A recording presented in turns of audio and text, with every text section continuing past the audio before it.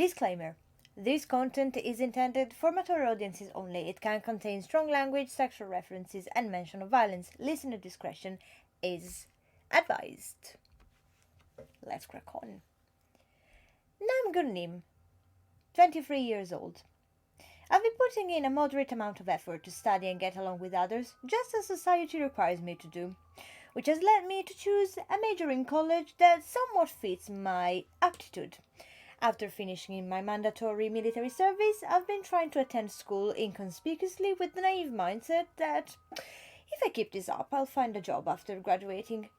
I thought I was living a boring, low-key life, but then I started to notice someone. He's definitely good-looking. There's no doubt about that. But does that necessarily mean that he should show up in my dreams? Do I have feelings for him? If that's not it, why is persistently popping up in my dreams?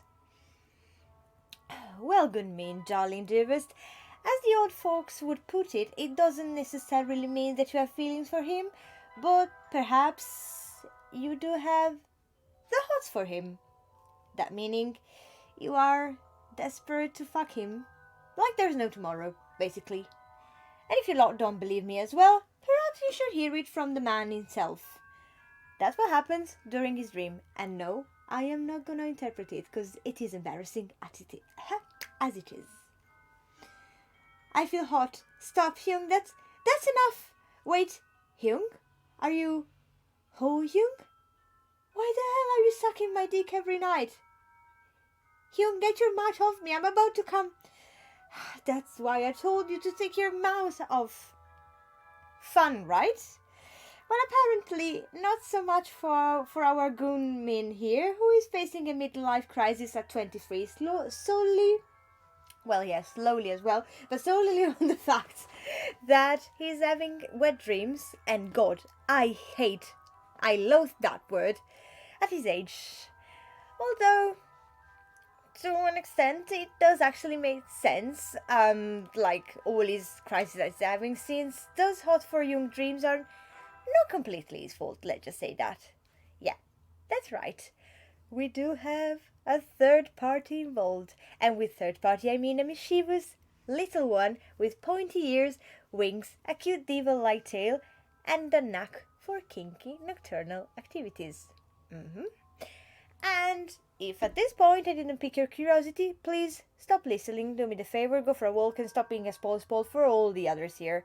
But for those of you who are curious, I am your host Ellie, presenting to you D&B Season 3 Episode 4, The Pest on My Shoulder. Let's talk consensual incubus activities.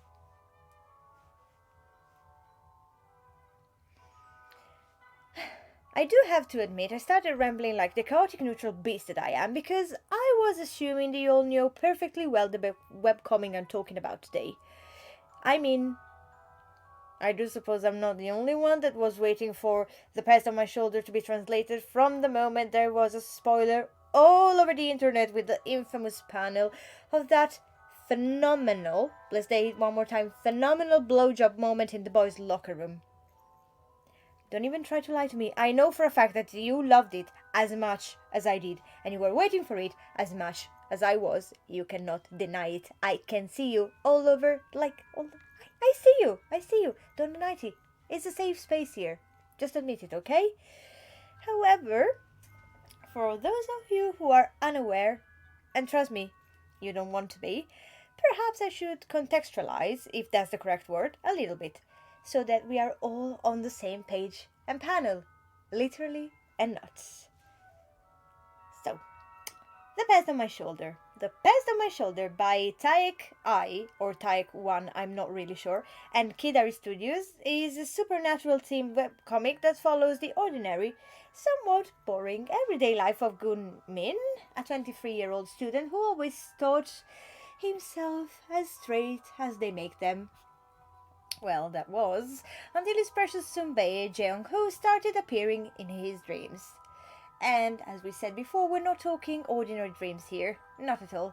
We're talking wet, moist, passionate dreams that leave nothing to the imagination of the reader. And that's what marks the start of Gunmin's sexually oriented crisis until he wakes up in the middle of one of those juicy dreams. Drum rolls.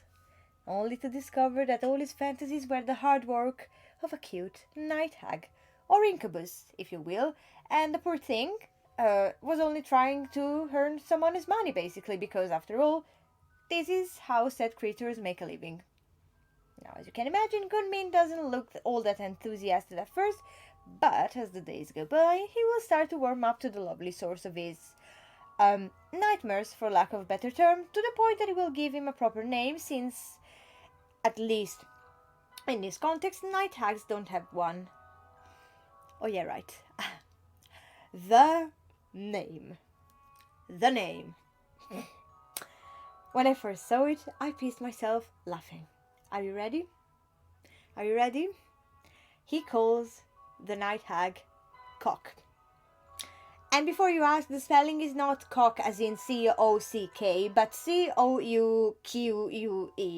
And I'm sure, because I think I googled it once, there is a way better way to pronounce it, but still, cock. Cock. Gunmin, my man, what the fuck were you thinking? Seriously. Let's talk about it for a second. You could have called him any other name. And if you're really that obsessed with random French words, as a lot of people is, you could have chosen anything really. Macaron, croissant, pain au chocolat, Valéry Giscard d'Estaing, for all I care. But no. No, you know what? It sounds wonderful. It sounds like a marvelous idea. Let's choose something that sounds exactly like the beast that I have between my legs. Oh, the irony. Calling somebody cock in a BL webcomic. I don't even know how to comment on that anymore.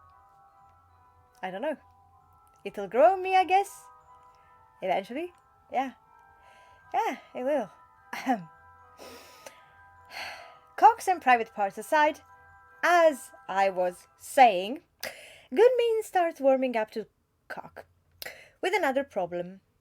When another problem arises. If we can call a problem the fact that Cock doesn't want to go all the way during their sexual intercourses. That's right.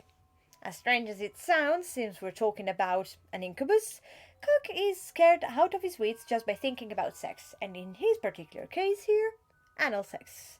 It seems like, for how much he is a master in the art of blowjobs and heavy petting, he completely lacks in the other department. Like, from his words, he doesn't remember how to do it properly.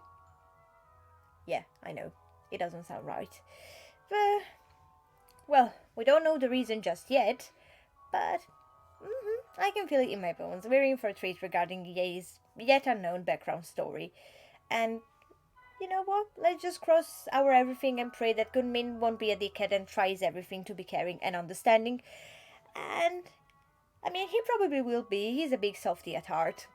And, yeah, the whole setting seems pretty, like, I don't know, light-hearted and warm. So, yeah, I guess not much drama will be involved. I hope. I'm really hoping for it. Fingers crossed. And yeah, that would be that for it. Story-wise, at least. We're only up to chapter 8 as of today, so yeah, well, you all know the drill by now. The best is yet to come. The best probably will come after chapter 20, if we are some lucky ducks. If not, it's gonna be a long ride. And of course, it would be only reasonable for you to ask why I chose this story, since we haven't even reached chapter 10 yet. And as simple as it may sound, I desperately needed it. After a week where I've been reading chapters that, albeit beautiful, don't get me wrong, have broken my heart repeatedly and made me feel miserable beyond repair. And if you've read the last chapter of Per Boy, but most of all, if you've read the last 2 or 3 chapters of Painter of the Night, you know what I'm talking about. I am shattered. My heart will not be the same no more. I've had enough. Honestly, I've had enough of abuse of... That's enough. There is a certain limit, and I guess after all these years, I have reached my limit. So yeah, after all, the beautiful, yet abusive setting I've been exposed to, I needed some positive vibes thrown towards me. And you know what, let's face it, we don't appreciate light-hearted stories as we should. As I said, don't get me wrong, I will always choose drama, tears, and broken hearts over anything. I do love stories that make me feel miserable, but again, we also need to remind ourselves that there are there's some good in this world, and hugs and kisses and happy ending and all of that, and they will always be there to be our light in the darkest hour, however and whenever we may be in need. So, yes, let's appreciate those things a bit more because we need some beauty sometimes because life is miserable already as it is. We need to believe that fairy tales do indeed exist. At least in an alternate universe, yeah. So that's why I chose the Pest on My Shoulder today.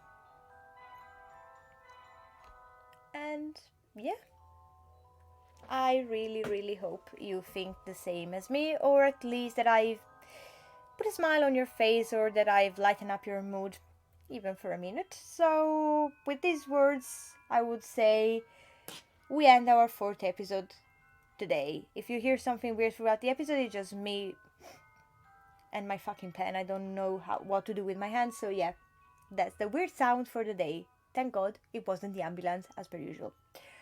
So, yes, we are marking the ending of our fourth episode, and again, you know the drill. If it was to your liking, make sure to subscribe to the channel, give it a big thumbs up, download the episode if you're listening from Buzzsprout, share it with your loved ones, your lovers, your friends, do whatever the fuck you feel like as long as you spread the love. I know it was a short one today, but again, we needed a bit of fun, and it's the Easter weekend, so short and sweet, just like me.